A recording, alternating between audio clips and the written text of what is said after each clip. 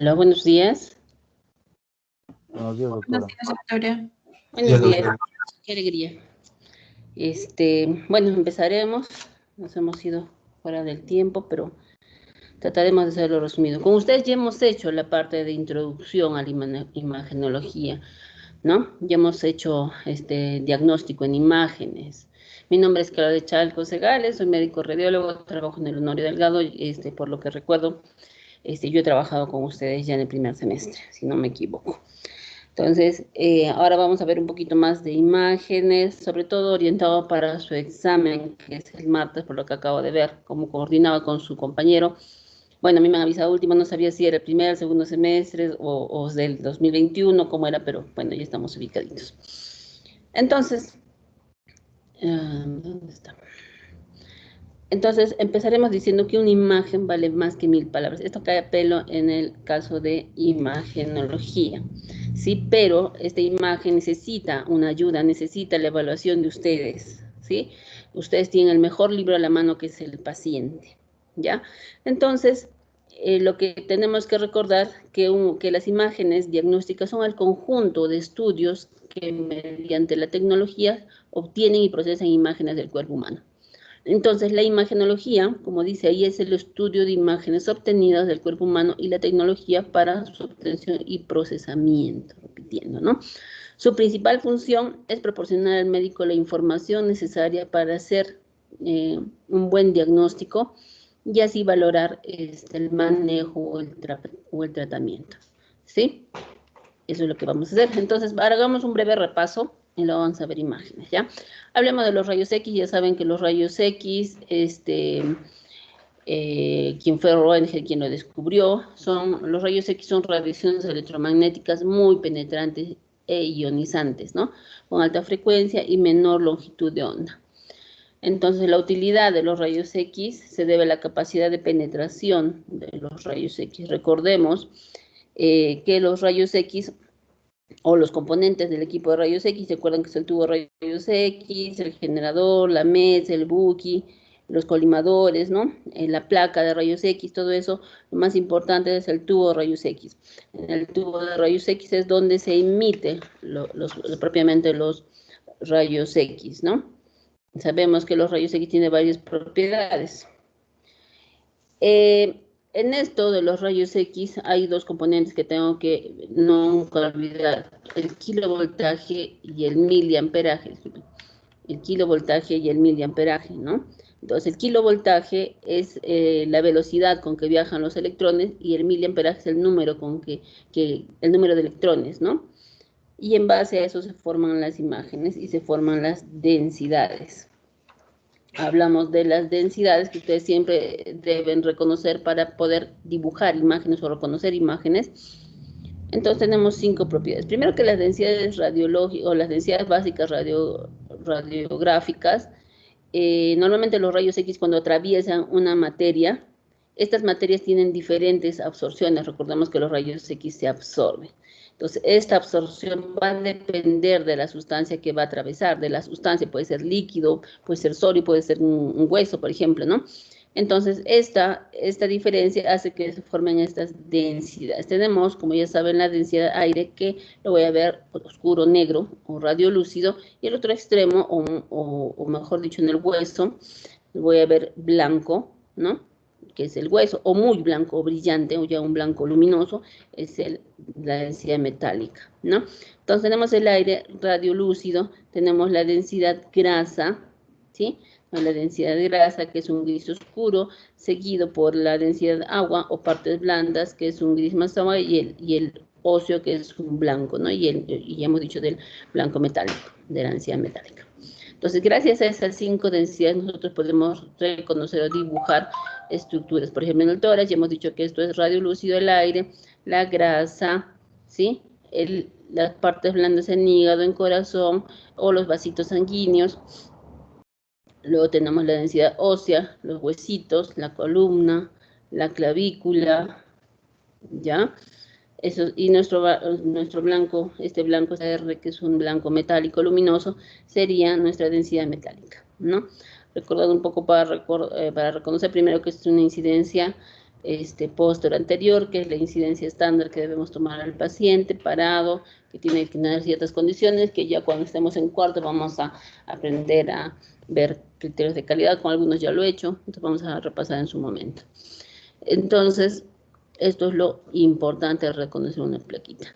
En el caso de tomografía, la tomografía también es rayos X. Aquí más bien el equipo es diferente. Tenemos un escáner o un tomógrafo que consta por un tubo de rayos X y por una corona de detectores. No es solamente una, son múltiples coronas. Ahora depende de la generación. Hay hasta la cuarta generación. La que nosotros usamos es la tercera generación, donde hay un tubo y hay múltiples detectores, ¿no? Que pueden llegar de 300 a 700 detectores, ¿no? Que van a ir en forma de abanico y hay el helicoidal que gira con el paciente, ¿sí?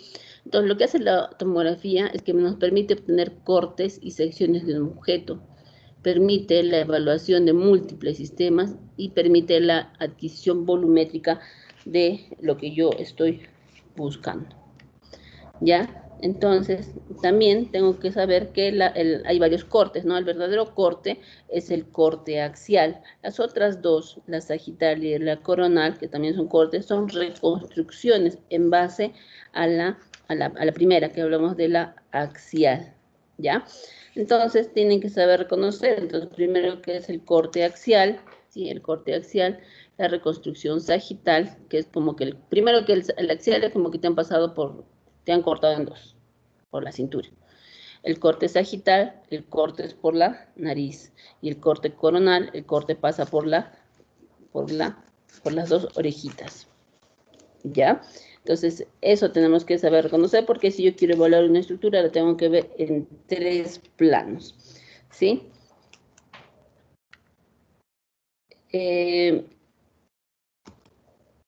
Tengo que saber también que en la tomografía voy a tener una escala de grises. ¿Gracias a qué?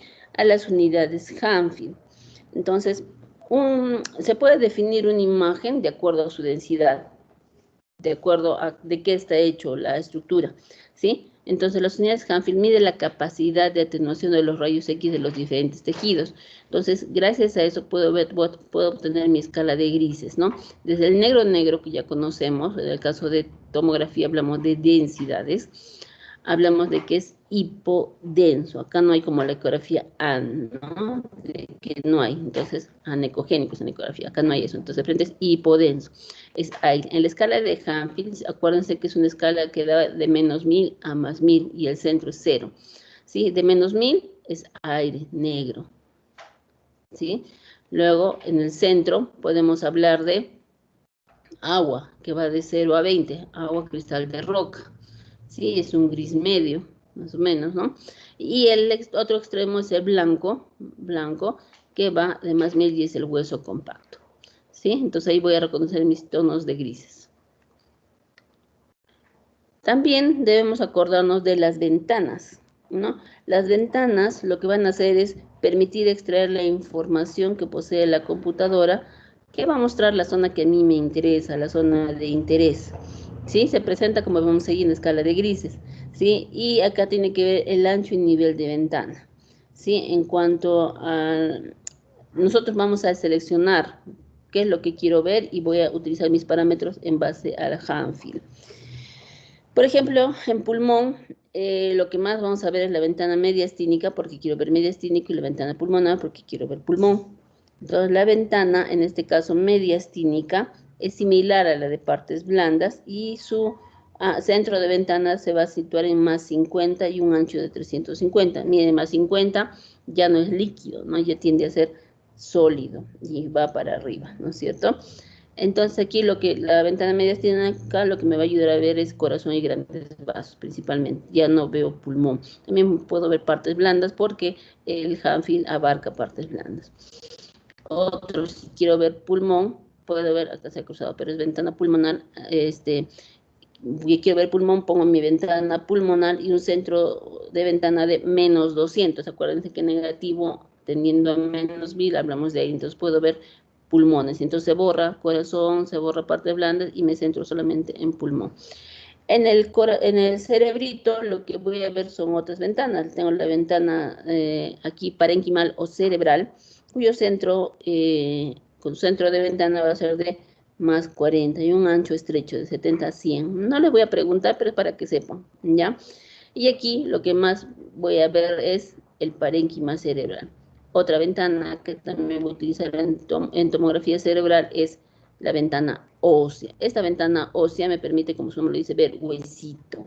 Sí, el centro de ventana es más 300 y un ancho amplio, hasta 1500. Recordemos que hueso es mismo. ¿Sí?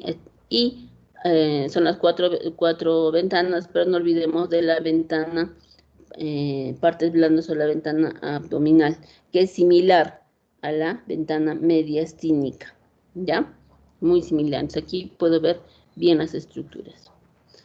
Si se dan cuenta, miren el huesito cómo se ve hiperdenso, ¿no es cierto? En el huesito siempre se va a ver hiperdenso, diferente a la resonancia que nosotros ya conocemos. Hablando del PET-CT, lo que va a hacer, o el PET-CT, es una técnica fisiológica de imagen que utiliza sustratos metabólicos. Lo que va a utilizar es un análogo de la glucosa, ¿ya? Entonces, se va a marcar radioisótopos, ¿no? Que van a emitir positrones y se obtiene diferentes intensidades de señal, que va a depender del metabolismo de cada estructura en los diferentes órganos. Entonces, el PET-CT, como dice ahí, proporciona imágenes detalladas acerca del funcionamiento molecular y celular del interior del cuerpo. El marcador más común que vamos a ver es el FDG o fluoróxido desóxido de glucosa. Como ya les dije, es un análogo de la glucosa. Esta captación lo que va a hacer es la actividad celular, si hay una infección, si hay una inflamación o hay una neoplasia. Todas estas condiciones va a aumentar la captación del mismo. ¿Sí? Hay una unidad que es la unidad sub y el valor que no se deben olvidar es 2.5. Si es más de 2.5, puede decir que esa estructura que ha captado es metabólica, ¿ya? Voy a captar que la estructura es metabólica y cuanto más metabólico es, más maligno es. Si es menos de 2.5 es no metabólico, no me asusto. Aquí, por ejemplo, este es un estudio donde aquí, por ejemplo, es un estudio normal, ¿sí? Capta cómo se excreta la sustancia a nivel de vejiga, ¿no? El corazón avanza y se excreta por los riñones y esto es lo normal. Y el cerebro también. Pero miren acá, aquí es positivo porque a nivel de pulmón está captando múltiples lesiones, ¿no? Entonces es una metástasis a nivel de pulmón. En cuanto a la resonancia magnética, que es otra técnica de estudio, como dice ahí, es una técnica que me permite ver imagen detallada, ¿no es cierto?, lo que yo estoy buscando, pero lo que vamos a usar son los campos magnéticos. En esto, en la resonancia, normalmente el paciente se va a colocar en un escáner que tiene forma de tubo y va a generar un campo electromagnético muy intenso. ¿Con quién trabaja? Con los átomos de hidrógeno. ¿Sí? Que tienen un momento magnético determinado. Ellos están, los hidrógenos, todo lo que tenga hidrógeno en el cuerpo va a reaccionar, ¿no? Tiene un movimiento desordenado, pero va a ser, cuando le entras al campo electromagnético, se va a desordenar en dirección del campo electromagnético. Y cuando tú le quitas ese campo electromagnético, va a regresar a su estado basal en un plano longitudinal o en un plano vertical. Al hacer esto, nosotros vamos a hablar de tiempos de relajaciones, tiempo 1 y tiempo 2. El tiempo 1, acordémonos que en ambos hay un tiempo de repetición y un tiempo de eco. Un tiempo de repetición es un ciclo completo de excitación-relajación y un tiempo de eco es el tiempo desde que yo mando la señal y obtengo la imagen. ¿Ya? Entonces, el tiempo 1, que es el tiempo de relajación en el plano longitudinal, va a ser rápido. Entonces, el tiempo de repetición y el tiempo de eco va a ser cortos, ¿sí? Y en cambio, T2, los dos van a ser largos. ¿Quién se demora? El agua. Por eso el agua en T2 va a brillar, ¿ya? Entonces, como ya les decía, en el T1, el tiempo de repetición y el tiempo de eco va a ser cortos. Aquí lo que caracteriza es que el agua no brilla. Si hablamos de tiempo, si se acuerdan, tiempo de repetición menos de 1000 y tiempo D con menos de 20. ¿Quiénes van a brillar en T1? La grasa, las hemorragias, la melanina, ¿no? El líquido proteico. Ahora, si yo quiero caracterizar una lesión, le puedo poner contraste. ¿Dónde? En T1. ¿Sí? ¿Qué hace el contraste? Va a cortar el tiempo de relajación en T1. Frente a T2. T2, ya hemos dicho que tiene un tiempo de repetición largo, que es mayor de 2000, y un tiempo de eco largo mayor de 40. ¿Sí? ¿Quién va a brillar? Todo lo que tenga líquido va a brillar. En este caso, el líquido cefalorraquídeo. ¿Quién más? En otros lugares, la bilis, la orina, el líquido gastrointestinal, los quistes, ¿no? Entonces, todo lo que tenga agua va a brillar, ¿ya? Entonces, cuando yo les pongo una imagen, digo T1, T2, tú buscas si tiene líquido o no. Si el líquido es un T2. ¿Cuáles son las lesiones que siempre van a estar oscuras? Lo que no el periósteo, ¿no? Aquí, por ejemplo, huesito. Aquí lo que está brillando es la grasa, el tejido celular subcutáneo. Pero acá está huesito y tenemos el borde de la cortical, que va a verse hipointenso. La terminología es intenso, ¿no? Igual acá se ve alrededor la cortical hipointenso. ¿Por qué? Porque no hay hidrógeno, ¿sí? Luego tenemos a la ecografía. La ecografía es una técnica interactiva, ¿no? Que tiene que ver con la habilidad del médico, es operador dependiente, ¿sí? Lo bueno de la ecografía es que es en tiempo de real, puedo ver un plano, puedo girar mi transductor, puedo cambiar de transductor y puedo mejorar mis imágenes, ¿no? Tiene una buena resolución, sobre todo en estructuras superficiales a nivel de partes blandas. Otro estudio que nosotros más podemos agregarle a eso con un valor importante es el Doppler, para ver la vascularización de la lesión, ¿no? Puede ser un tumor en el cual quiero saber si es benigno o maligno, ¿no? Y le pongo el Doppler y si tiene flujo intralesión es que está proliferando y puede ser una neoplasia, ¿no es cierto? La ecografía o ultrasonido trabaja, como decimos, con el sonido, ¿no? Entonces, el ultrasonido trabaja con una frecuencia mayor de 20 kHz, ¿sí? Y los transductores que vamos a usar, ustedes ya los conocen, los lineales, los sectoriales, los convexos y los intracavitarios, ¿ya? También tiene muchas propiedades el haz de ecografía. De estos transductores, los sectoriales lo usan en cardio, nosotros no lo usamos, ¿ya? El convexo es para abdómenes, la frecuencia va de 3.5 a 5 MHz, todo lo que es abdomen, páncreas, vasos, riñones, útero, ovarios y próstata, siempre y cuando la vejiga esté llena, ¿ya? Luego tengo los intracavitarios, que va de una frecuencia mejor, más elevada de 5 a 7.5, incluso hasta 10 MHz.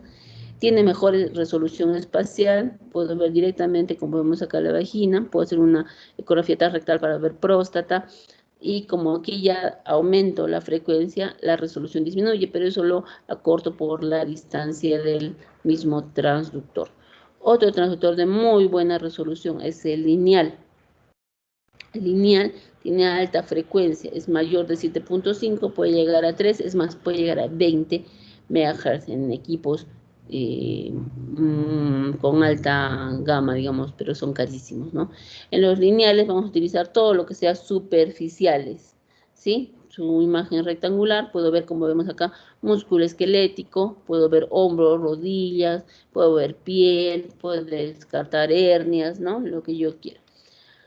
La terminología que yo tengo que usar es si es blanco, ecogénico. Si es negro, hipoecogénico. Si no tiene señal, negro, negro, negro, anecogénico. Como vemos acá, ¿no es cierto? Recordemos también que hay artefactos que no debo dejar de pasar. Los artefactos más usados tenemos la sombra acústica posterior, el refuerzo acústico posterior, ¿sí? Entonces no olvidemos la terminología. Imagen ecogénica, imagen hiperecogénica, está hablando de algo blanco. Imagen hipoecogénica es negra, pero no negra, negra, un gris oscuro, ¿no? Si hablo de isoecogénico, igual que el mismo tejido, ¿no? Entonces eso tengo que reconocer. Una ayuda, luego también que me va a ayudar es el Doppler. Entonces ya les dije que el Doppler me ayuda a ver la vascularización, ¿sí? Mide la estructura de un vaso sanguíneo, su movimiento, su velocidad, su dirección, ¿no? Entonces hay dos tipos de Doppler, el cualitativo y el cuantitativo. El cualitativo para ver color. Se acerca, se aleja, indica el movimiento. Si yo tengo calibrado, como vemos acá, el rojo está hacia arriba, significa lo que está rojo se acerca al transductor.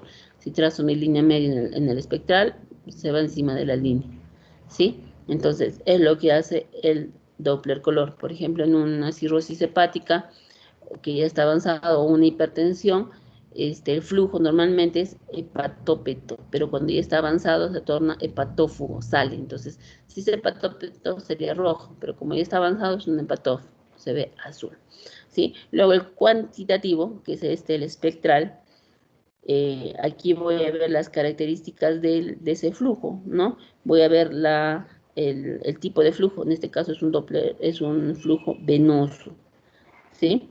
Hay otro flujo que es el trifásico o arterial, es un flujo pulsátil, ¿no? Puede ser de alta o de baja resistencia, ¿sí? Entonces eso tengo que considerar, sobre todo cuando evalúo vasos grandes, ¿no? Hasta ahí es un resumen de todas las imágenes que ustedes deben de recordar, ¿no? Recordar lo que ya se ha hecho. Entonces vamos a ver unas imágenes. En el caso de, ustedes están haciendo, tengo su cronograma que ayer su compañero me lo proporcionó.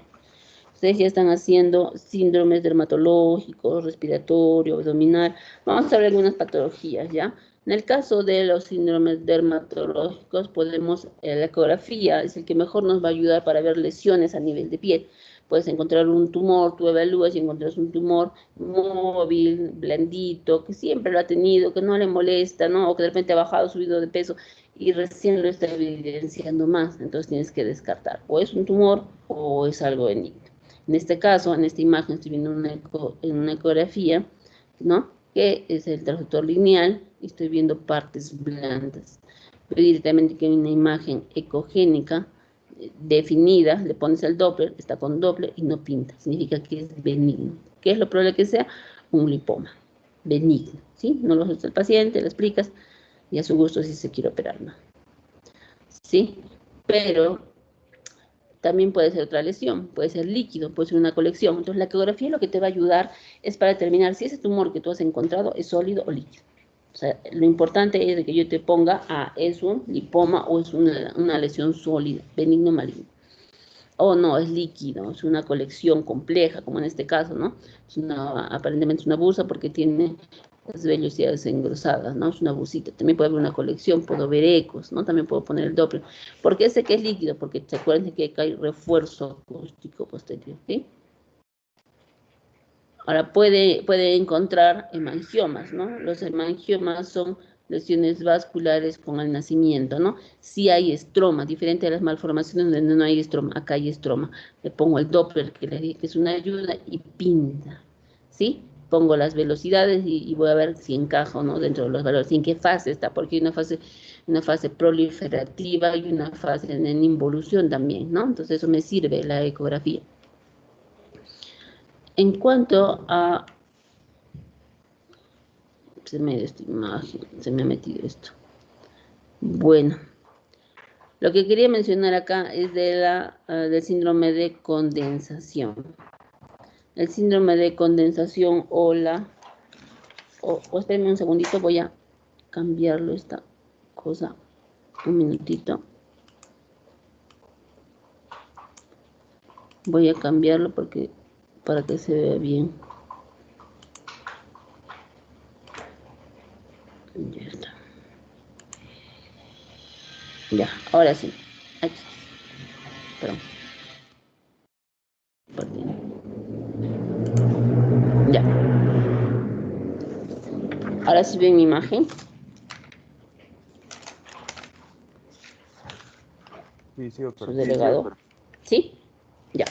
Entonces, en esta placa radiográfica, que es una incidencia póster anterior, acuérdense que interesa saber si el paciente está parado, sentado o echado, este paciente está parado, está expuesta, según la marca, ¿no? Está parado. Aquí lo que veo es una radiopacidad algodonosa en el lóbulo superior derecho, ¿ya? De esa radiopacidad algodonosa, entonces ya sospecho que hay un proceso consolidativo. Recordemos que ustedes tienen el síndrome de condensación, entonces vamos a decir de que es un aumento o el espacio alveolar es el que está ocupado, ¿se acuerdan? Está ocupado por una sustancia, puede ser agua, puede ser sangre, puede ser pus, ¿no? Entonces ya lo voy a ver así. Tomográficamente se va a ver con un incremento de la densidad, ¿sí? Y aquí lo que voy a ver es el broncograma aéreo, miren, chin, chin, chin, broncograma, o sea que el proceso alveolar está ocupando los alveolos, pero no los bronquios o los bronquiolos distales, ¿sí? Entonces, lo que se va a ver tomográficamente, el broncograma aéreo como un patrón de baja atenuación sobre un fondo de alta atenuación, ¿sí? En el caso de radiografía, el broncograma aéreo se ve igual, ¿no? Una imagen hipo o al radiolúcida, como ramitas de un árbol, sobre un fondo radiopaco, ¿no? Denso, mal definido, ¿sí? Entonces aquí volvemos a ver el broncograma aéreo. Entonces el broncograma aéreo son estas imágenes como ramas de un árbol que vuelve, o es un patrón de baja atenuación sobre un patrón de alta atenuación. Ese es el broncograma aéreo. Puede ser poquito, su examen lo puedo poner algo más pequeñín, o otro más pequeñín, pero tienen que fijar que hay broncograma aéreo, ¿ya? En el caso de atelectasias, recordemos que la atelectasia es la reducción de gas dentro del pulmón que se va a asociar a pérdida de volumen pulmonar. Entonces, esto se puede ver a muchas causas, ¿no? Puede ser por una obstrucción, puede ser una atelectasia pasiva por un derrame masivo, ¿no? Hay signos directos y signos indirectos. En los directos vamos a hablar por el desplazamiento de cisuras, ¿sí? Puede haber desplazamiento de susuras, puede haber agrupamiento de vasos y bronquios a nivel precoz. Los signos indirectos, va a haber esto, como vemos, este incremento de la densidad de forma triangular. Puede haber, como hemos sacado, una elevación del diafragma. El diafragma derecho siempre es más elevado que el izquierdo, pero esta forma no es la normal, digamos así. Luego puede haber desplazamiento del mediastino, la atelectasia jala para su lado, no empuja, no tiene efecto de masa, la masa empuja, no, ¿sí? Se disminuye el volumen pulmonar comparado al otro lado y compensa, ¿sí? Hay una hiperinsuflación compensatoria del pulmón contralateral y ahí puede haber un desplazamiento de los cilios. Tanto en rayos X como en tomografía los signos son lo mismo, ¿sí? Neumotórax. En el neumotórax recordemos que es aire en la cavidad pleural, ¿no es cierto? Entonces voy a verlo en la radiografía como una imagen radiolúcida, donde incluso el pulmón se puede ver colapsado. Esta es la comparación con la tomografía. Si yo lo pongo al Hanfield acá, me va a tener un Hanfield de menos 1000, ¿sí? Entonces eso tienen que ver, ustedes tienen que evaluar. Otra cosa es el derrame pleural. El derrame pleural lo puedo ver con una radiografía. En la radiografía, en la incidencia posterior anterior, puedo encontrar más de 150 mililitros. Puedo diagnosticar. Una lateral detecta más pequeñito, 100, pero la indicada para desde 10 mililitros puede ser otra proyección, que es la proyección de cúbito lateral con rayo horizontal. Ese me sirve para ver derrame pleural mínimo. Si no tienes esas, la ecografía te ayuda a ver. Entonces, entre rayos X y ecografía, la mejor es la ecografía, ¿sí? La otra es muy específica, muy dirigida. Entonces, si te pongo en el examen qué estudio escojo para ver derrame pleural y solo me tiene rayos X, ecotomo y rezo, escojo ecografía, porque detecta a partir de 50 mililitros. ¿Sí? En derrame pleural estoy viendo radiopacidad homogénea basal izquierda, veo la curva de Damasio, ¿no? Aunque no siempre se da esto, puede ser un derrame tabicado, ¿no? Puede ser un complicado, entonces puede variar, o puede ser un derrame subpleural, que no lo voy a ver así, no lo puedo ver como una opacidad basal nada más.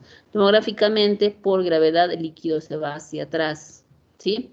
El líquido se va hacia atrás, le pongo el Hanfield, tiene un Hanfield de, no sé, más 10, digamos, ¿no? A menos que sea pus, le varía su Hanfield. Ecográficamente, como les decía, se ve. Entonces, yo a veces estoy haciendo la ecografía de hígado y siempre ya por norma tienes que revisar más arriba. Normalmente en el pulmón no se ve porque el pulmón está lleno de gas, ¿sí? El pulmón está lleno de gas y no debería de verse. Aquí vemos el contenido anecogénico, ¿sí? Aquí se ve el diafragma y se ve el líquido. Entonces, la ecografía es muy sensible para ver derrame pleural. Luego tenemos que hablar de las bronquiectasias, ¿no? Ustedes también tienen el síndrome de bronquiectasia. Las bronquiectasias son dilataciones anormales de los bronquios, ¿sí? Es irreversible. Generalmente, o que son el resultado final de diferentes enfermedades. El bronquio normal siempre está acompañado de un vaso y normalmente el bronquio es igual o menor que el vaso adyacente. En cambio, en la bronquiectasia, el bronquio supera el tamaño del vaso de 1.5 a 2 veces su tamaño, formándose el signo del anillo. Entonces, cuando te van a pedir matrimonio, ponen el anillo y tienen la piedrota, ¿no? Pero aquí es una piedrita nomás, por eso es signo del anillo, ¿ya? Entonces, hay varios tipos de bronquiectasias. Tenemos en este caso las cilíndricas, ¿no? Miren, como tubos cilíndricas, que es una dilatación uniforme, ¿sí? Hasta que llega a su calibre normal, ¿ya? Esa es la cilíndrica. Otro tipo de bronquiectasias son las quísticas o saculares. Es la dilatación del bronquio que normalmente va a terminar en un saco. ¿Sí? Sí. Y otra que vamos a ver son las varicosas. Es una dilatación ya no uniforme como las cilíndricas, es irregular, es arrosariado y se va a alternar con zonas estrechas y otras zonas dilatadas. Son 3 tipos de bronquiectasias: cilíndricas, quísticas y varicosas. De estas, la que tiene mal pronóstico, la que se va a complicar son las quísticas. Como tiene bolsita, ahí es donde se deposita puede hacerse las infecciones, ¿no? Que puede complicar con pus, no sé, infección. Luego tenemos los enfisemas. Los enfisemas se deben a la destrucción de las paredes alveolares, ¿sí? Son distales al bronquiolo terminal. Hay una clasificación que habla de se clasifica por dónde se ha hecho la lesión. Si es a nivel proximal, si es la parte que se afectó es el acino proximal, va a ser un enfisema centrolobular, ¿sí? No se nota que tuviera paredes centrolobular en el centro. En cambio, el otro que es el panacinar es cuando está destruido todo el acino, miren, tremendos huecos, ¿sí? Y luego el otro tengo el paraseptal, que es más distal, normalmente será a nivel subpleural. Un minutito, se está muriendo el laptop.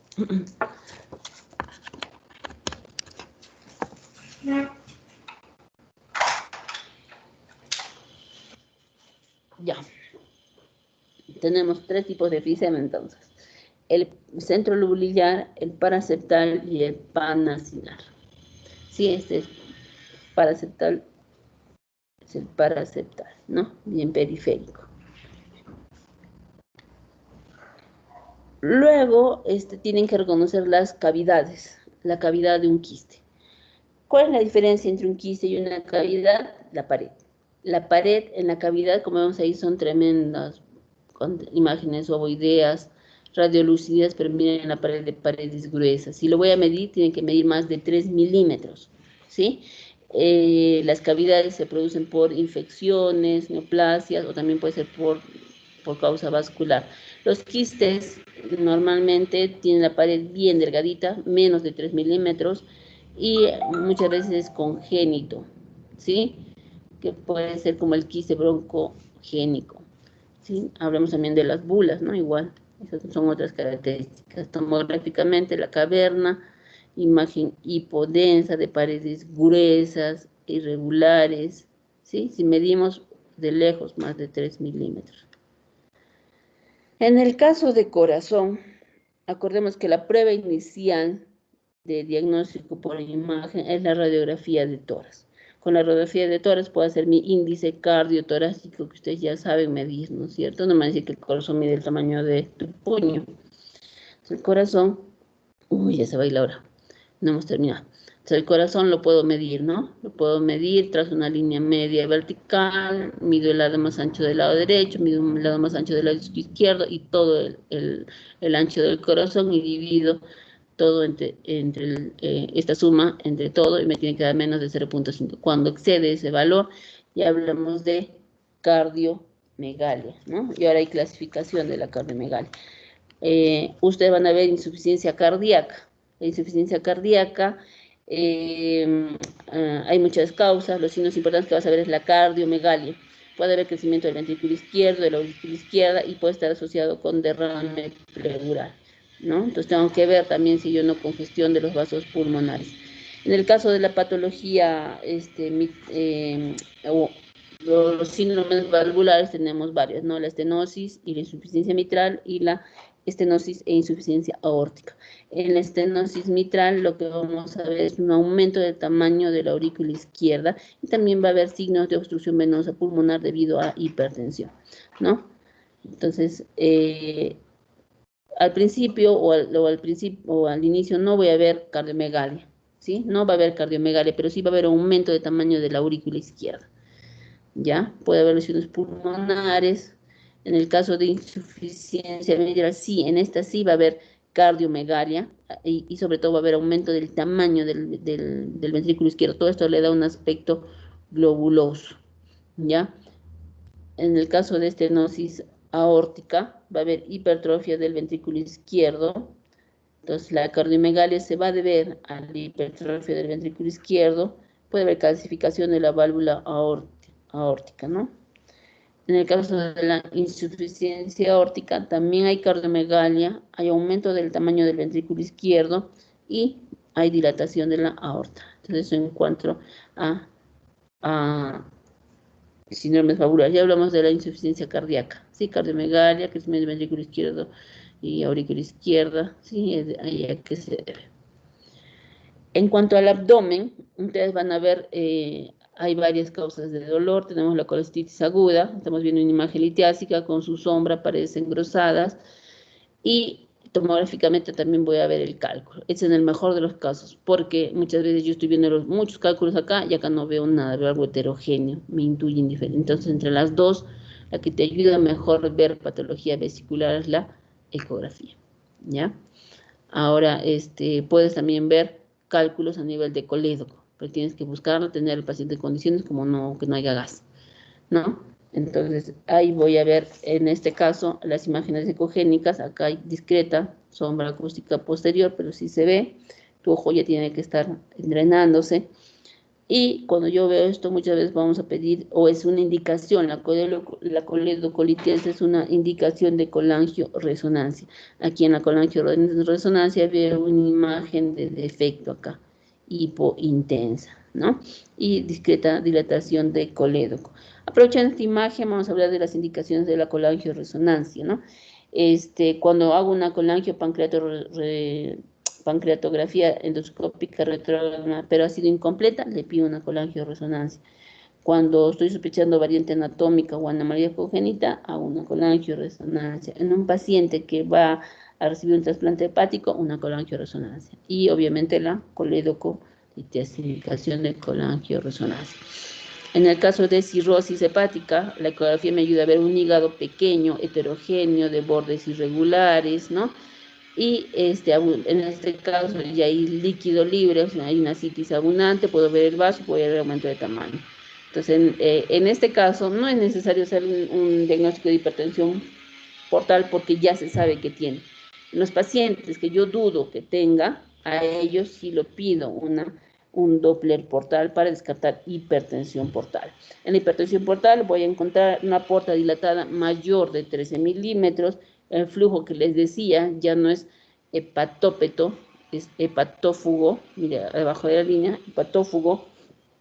La velocidad si lo voy a medir, la velocidad va a medir menos de 16 centímetros por segundo, ¿sí? Y se va a acompañar además de la esplenomegalia. Entonces, todo eso ya me dice, puede haber una esplenomegalia, pero todo eso me habla de hipertensión portal. En un cirrótico ya sabemos que tiene hipertensión portal, ya no es necesario pedirlo, pero si es un paciente que clínicamente tiene, entonces tú para confirmar le pides una ecografía. ¿Sí? En el caso de riñón, ya vamos a terminar, no se preocupen, ya me pasé creo.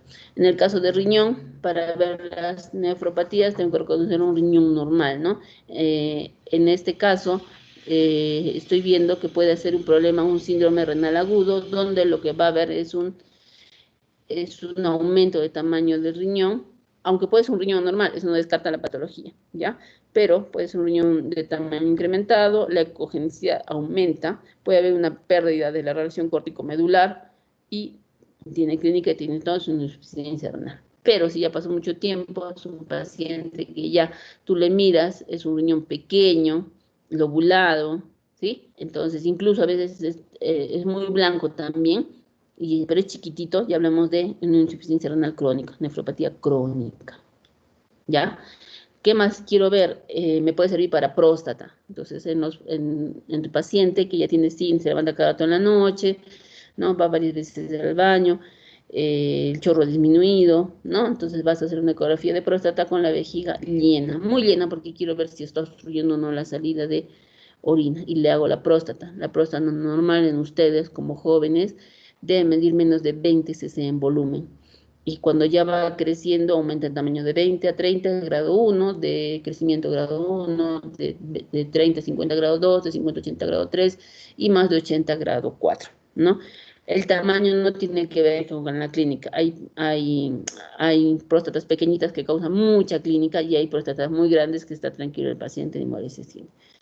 Entonces me dicen, doctora, mide tanto, me opero, depende de su clínica, ya hablé con su médico, porque es un examen auxiliar, tienen que ver el PSA también, ¿sí? Entonces, chicos, hasta ahí creo que llegamos, para no pasarnos tampoco, si hubiera alguna duda. Espero que les haya servido, recordado sobre todo su examen va a venir de eso. Una repasadita no está de más, y estoy mandando mis preguntas con la doctora Olenka. Y ya lo miran con calma. Ahorita me pedí permiso en el hospital también. No hay dudas. Creo que no. Creo que no, pero... Ahí sí está. Ya está, ya Diego. Entonces nos vemos, cualquier cosa, ya saben dónde trabajo, cualquier cosa me escriben, me buscan y ya pues resolvemos dudas, ¿ya? Cuídense, nos vemos. Gracias, Adiós, doctora. doctora. Muchas gracias. Cuídate. Chao, chao.